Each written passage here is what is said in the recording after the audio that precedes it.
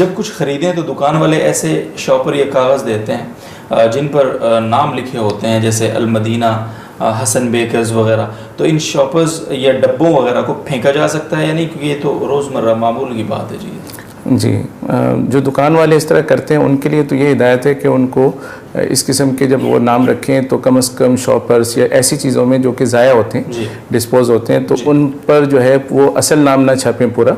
اس کا کوئی مخفف یا کوئی مونوگرام یا اس طرح کی چیز چھاپیں جس سے آپ کو جو مارکیٹنگ کا مقصد ہے وہ بھی حاصل ہو جائے اور اس قسم کی چیزیں اس کے اندر یعنی بے حرمتی نہ ہو۔ لیکن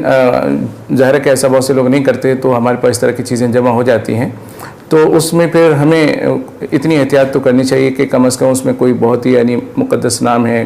کوئی نبی کا نام ہے یا کوئی ایسی چیز اللہ کا نام ہے، تو ہم کم از کم وہاں سے اتنا اس کو پھاڑ دیں تاکہ وہ ایک لفظ کی شکل میں موجود نہ رہے، تو اس طرح کر کے پھر اسے ضائع کر سکیں۔